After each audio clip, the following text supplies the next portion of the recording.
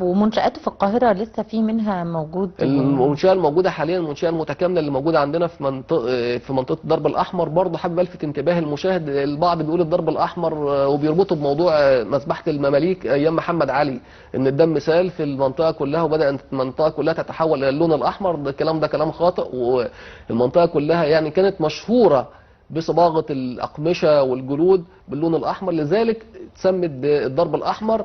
دي برضو من الاضافات اللي انا حابب ان انا يعني اقولها للمشاهد. في بعض الاقاويل بتقول ان جوهر الصقلي لما اتى الى مصر جاب معاه فئه من القبائل كانت بتتسم بال اللي هو حمرة الوجه، لذلك المنطقه وسكنوا هذه المنطقه، لذلك سميت بالدرب الاحمر، اللي هم كانوا جايين معاه من نفس المنطقه اللي هو اتى منها.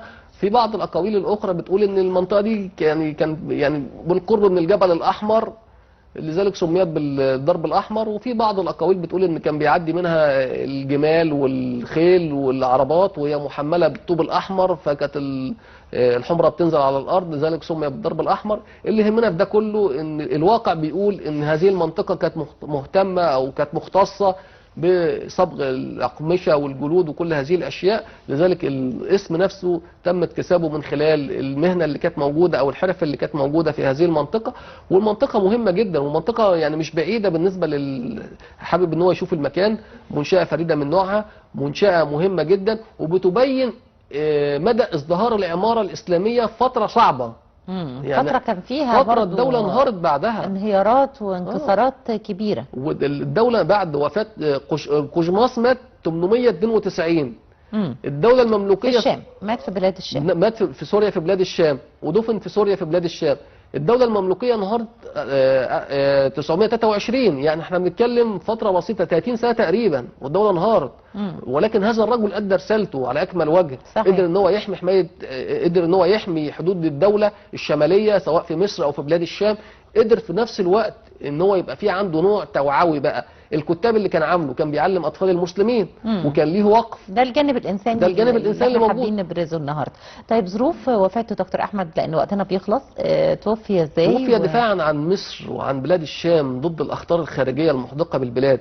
هذا الامير ادى رسالته على اكمل وجه، وبيكفي ان هذا الامير ترك بصمه واضحه في مدينه الاسكندريه اثناء نيابه الاسكندريه. وهذا الامير اثناء ما كان موجود في القاهره يعني صمم هذه المنشأة العظيمة. هذه المنشأة بعض الكتب بتقول ان هي تم انشاء سنة 880 هجرية، يعني بعد ما اتى الى مصر. وهذا الامير جمع بين عدة وظائف في وقت واحد. احنا وجدنا ان هو كان نائب في بلاد الشام، وسبحان الله بدأ ان هو السلطان ينتدبه لمدينة الاسكندرية لإخماد الهجمات اللي كانت موجودة أو تأديب الهجمات اللي كانت موجودة على الإسكندرية. وفي نفس الوقت برضه كان له دور في حماية الأمن الداخلي سواء في بلاد الشام أو في مصر. في مصر بدأ إن هو يخمد الثورات اللي كانت موجودة في الجنوب، وفي بلاد الشام قدر إن هو يعيد الأمن والأمان لبلاد الشام في فترة صعبة وفترة عصيبة. نعم. نورتنا وشرفتنا النهارده دكتور احمد. شكرا لحضرتك وشكرا دايما لوجودك معانا، وكل مره شخصيه تاريخيه مميزه جدا بنستعرضها بالتفصيل من خلال وجود حضرتك معانا. ربنا يبارك في حضرتك وكل الساده المشاهدين. شكرا دكتور احمد عبد الفتاح، كان منورنا وكان هو ضيفنا في الفقره الثانيه. بشكر حضراتكم جدا على حسن المشاهده، ويا رب نكون قدرنا نقدم فقرات مختلفه ومتنوعه ومميزه زي ما دايما بنحاول نقدم لحضراتكم. الشكر كمان موصول لكل زمايلي خلف الكاميرات، وباذن الله نشوفكم الاسبوع اللي جاي في نفس الوقت على الف خير وعلى الأصل دور.